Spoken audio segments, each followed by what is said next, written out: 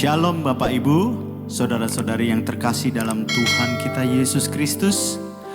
Kembali dalam program Rema di channel YouTube GPSI PKA. Sebelum kita merenungkan kebenaran firman Tuhan, mari kita menyembah Tuhan dengan pujian Ujilah Aku Tuhan.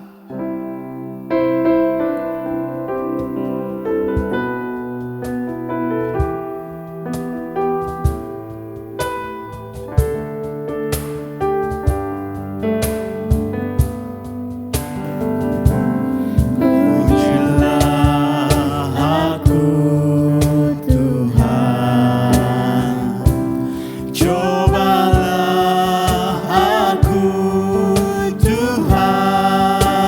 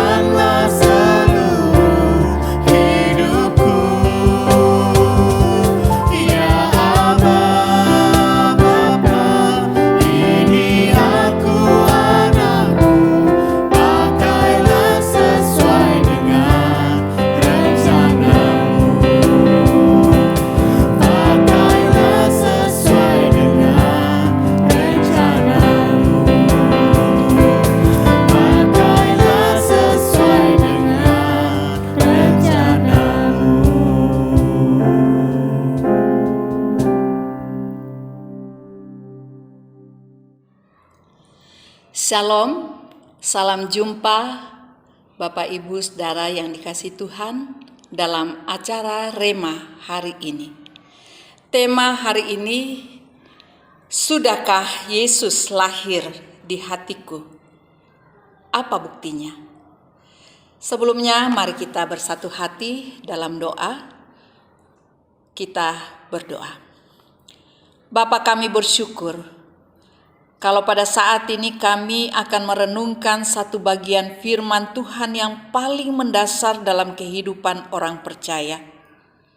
Apakah Yesus sudah lahir dalam hati? Dan apa buktinya? Kami akan merenungkan bagian tema ini dari firman Tuhan yang akan kami baca dari Alkitab. Mari Tuhan berkati, berikan hikmat, agar lewat renungan ini ada kekuatan baru, ada motivasi semangat hidup untuk terus menjalani kehidupan ini bersama Kristus. Berfirmanlah ya Tuhan, karena kami mendengar. Haleluya. Amin. Bapak Ibu Saudara yang dikasihi Tuhan, patut kita mengucap syukur dalam memasuki bulan Desember dan masa Advent. Kembali kita diingatkan akan dua hal. Yang pertama, bagaimana kita memaknai masa Advent, yaitu kelahiran Yesus Kristus untuk menyelamatkan manusia. Apakah benar Ia sudah lahir di hati dan mendapat tempat yang utama? Karena bagian pertama ini merupakan hakikat daripada iman Kristiani. Yang kedua, bagaimana memaknai Advent, yaitu kedatangan Yesus Kristus kali kedua untuk menghakimi dunia. Dan kita sedang berada dalam proses menuju kepada penantian kedatangan Kristus kali kedua. Kedua hal ini mengarahkan kita kepada tema, yaitu sudahkah Yesus lahir di hatiku? Apa buktinya? Kita akan membaca Alkitab dari 2 Korintus pasal 5 ayat 17. Demikian firman Tuhan. Jadi siapa yang ada di dalam Kristus, dia adalah ciptaan baru. Yang lama sudah berlalu, sesungguhnya yang baru sudah datang. Ini berarti bahwa setiap orang yang percaya kepada Kristus disebut sebagai manusia baru, di mana hidupnya telah dibaharui, sehingga yang lama sudah berlalu dan yang baru sedang datang. Itu sebabnya Rasul Paulus juga mengatakan bahwa hidup yang telah dibaharui tidak lagi hidup sendiri, melainkan hidup bersama dengan Kristus. Galatia 2 ayat 20. Namun aku hidup, tetapi bukan lagi aku sendiri yang hidup, melainkan Kristus yang hidup di dalam aku. Dan hidupku yang kuhidupi sekarang ini di dalam daging adalah hidup oleh iman dalam Anak Allah yang telah mengasihi aku dan menyerahkan dirinya untuk aku. Rasul Paulus ingin menekankan di sini bahwa proses hidup di dalam dan bersama dengan Kristus adalah proses yang harus dibaharui dari hari ke hari. Dan itulah bukti Yesus sudah lahir dalam hidup. Proses pembaharuan itu yang pertama, bahwa pembaharuan hidup merupakan pembaharuan budi di dalam Kristus. Apa yang berubah? Menurut Rasul Paulus, bahwa yang berubah adalah pembaharuan budi yang berkaitan dengan pikiran, perkataan, dan perbuatan. Artinya, bahwa orang yang telah melalui proses pembaharuan akan memiliki pikiran-pikiran yang positif, sama seperti Kristus selalu berpikir positif. Kemudian dalam perkataan, selalu akan mengucapkan kata-kata yang positif, kata-kata yang memberkati, kata-kata yang memberi semangat, kata-kata inspirasi yang terus mendorong orang untuk maju. Yang ketiga, perbuatan. Pikiran, perkataan harus nyata dalam perbuatan. Karena pikiran, perkataan tanpa diwujudkan dalam perbuatan akan sia-sia. Yang kedua, proses pembaharuan itu artinya berpaling dari dosa, yaitu bertobat. Kita tahu ada dua pertobatan. Pertobatan yang pertama yaitu perjumpaan dengan Yesus Kristus. Dan pertobatan yang kedua yaitu pertobatan tiap-tiap hari atas kesalahan, perbuatan yang mungkin kita tidak sengaja tapi kita lakukan. Sebab itu 1 Yohanes 1 ayat 9 mengatakan, jika kita mengaku dosa kita, maka Dia adalah Allah yang setia, mengampuni, menyucikan segala dosa-dosa kita. Yang ketiga, meyakini kepastian hidup dalam Kristus Yesus. Bahwa setiap orang yang percaya kepada Kristus memiliki kepastian hidup yang kekal. Sama seperti Tuhan Yesus katakan, Akulah jalan kebenaran dan hidup. Tidak ada seorang pun yang bisa sampai kepada Bapa kalau tidak melalui aku. Satu kepastian bahwa hidup dianugerahkan melalui Yesus yang adalah jalan kebenaran dan hidup. Yang keempat, meyakini hidupnya sudah berpindah dari dalam maut kepada hidup yang kekal dan menjadikan Kristus Yesus sebagai pusat kehidupan. Yohanes 5 ayat 24. Sebagai kesimpulan daripada renungan kita, dengan pertanyaan, sudahkah Yesus lahir di hatimu?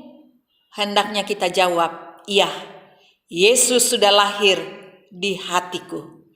Dan bukti kelahiran Yesus dalam hati kita, yaitu bertobat, berpaling dari dosa, membaharui hidup dari hari ke hari, meyakini kepastian selamat di dalam Kristus Yesus, dan meyakini bahwa maut tidak akan menguasai hidup kita. Oleh sebab itu, kita perlu merenungkan sungguh-sungguh bahwa benarkah Yesus sudah lahir di hati?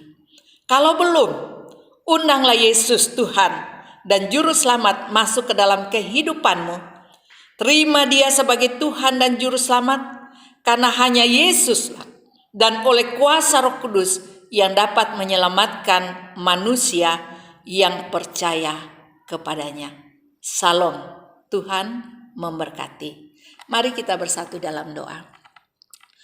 Kami bersyukur ya Tuhan lewat renungan yang singkat ini, yang mengingatkan kepada kami apakah benar Yesus sudah lahir di hati kami, apa buktinya.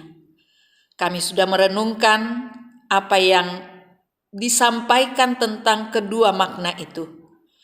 Hamba terbatas menyampaikan, tapi kuasa Roh Kudus tidak terbatas. Dan hamba percaya firman-Mu tidak akan pernah kembali dengan sia-sia.